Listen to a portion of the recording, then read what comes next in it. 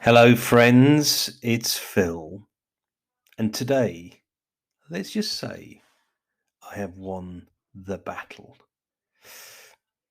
It's been a delicate battle, it's been a gentle battle, but it's been a battle. This week has been a week of taking care of things. So look, here's the thing.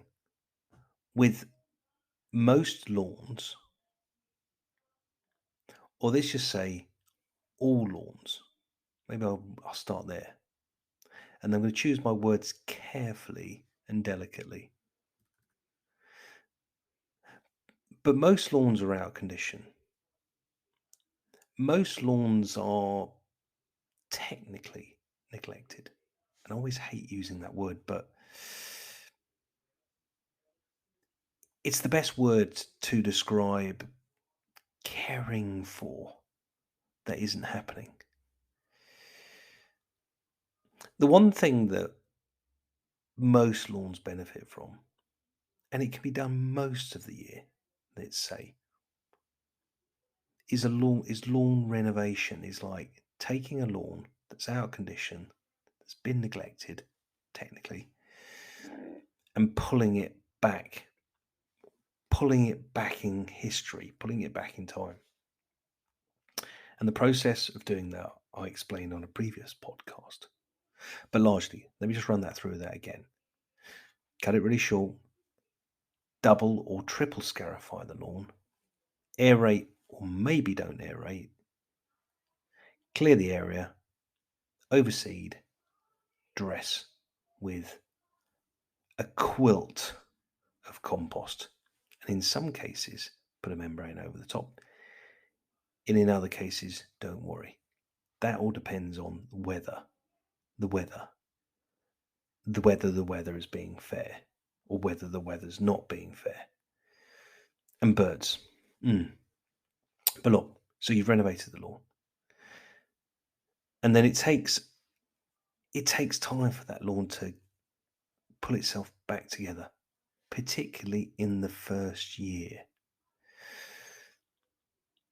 So let's say it gets itself pulled back together with a little bit of assistance from fertilizers and new seed and watering and stuff. It's in really good condition. And then an autumn and winter comes along, or if anything, a summer came along like last year, and then makes the lawn struggle. And it struggles into autumn and it struggles over winter to be on top of itself. But, my friends, the one thing that is very happy being on top of, and there is accuracy in that statement, is moss. So, moss likes to grow over the top of grass. In effect, it swamps it. I think someone described moss as a non-flowering plant in your lawn. To some extent, that's true. If it had flowers, you'd probably see it more of a weed than moss. But look, it's there. And actually, the most important thing to do this time of year in spring, if the lawn's been renovated last year and it was in good condition and you've given it a feed recently, is to put down a delicate application of moss control, usually best done through a liquid spray application. It's worth doing because the slightly drier temperatures, the slightly warmer conditions, the slightly more active growth in the grass that's been growing because you gave it a feed a few weeks ago, means that when you kill off the moss and then you run over the moss with your scarifier, gently, as my friend Adrian did the other day, the moss pops out of the grass. And what's left behind is just grass. It's just happy-go-lucky grass. So, Adrian did a very good job, actually. I popped over to his house the other day. He's a mate of mine from university that I've known forever. And he's got a rather large lawn. And it was in pretty good nick, but moss had taken over the autumn winter period. But as I said to Adrian, and what we did do really effectively is we put down a comprehensive moss and feed, a fast release, let's say, 4 weeks all products, put it down, does its job pretty quickly. That kind of got the grass growing healthily, which was very good.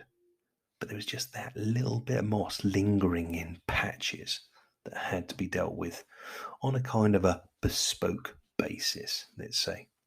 So, the moral of the story here, my friends, if you've invested in having your lawn renovated, or even if you've got a new lawn, and if you find that over autumn and winter it builds up some evidence of moss, you need to check it. You need to control it. You need to stop its progression now before it becomes a problem, before it starts to swamp the grass. And let's say this: poor growing grass, unfed grass, is going to be the victim of dominant, happy-go-lucky moss creeping all over the place. So get the grass healthy, keep the grass healthy, and put down a moss killer, and then lightly rake out the moss. It won't be a big job, and it won't damage the lawn really, maybe marginally, but it won't really do the damage that the renovation scarifications do. And if I've never told you, my friends, if I've never mentioned, but I would have mentioned in the previous podcast, there are many grades of scarification. Many. I'd probably say 4-ish. Oh, and what are they? Very light raking, let's call it. Secondary single pass, just a bit more heavy duty raking and getting some thatch out, probably. Double scarification, when you want to kind of really clear something out that's a bit neglected. And triple scarification, if you're really going to go for the full reseeding, leveling, and regrading kind of vibe. Anyway, I'll probably talk more about that another day. But that's it, my friends. Just go and look if you've got a little bit of friendly moss creeping on top of sad, lonely, weak grass, metaphorically speaking. Anyway, look, I'm off to go and deliver a copy of the All Gardening yearbook to a friend. And I'll tell you more about that another day. Oh, I spoke a little bit about it on the previous podcast, which you might be interested in checking out. But I kind of shared the yearbook on Facebook to a rather good response. Anyway, thanks for being there, guys. Thanks for listening. Thanks for bearing with me. Thanks for everything. I'll catch you again very soon. Ta-da! Bye! See ya!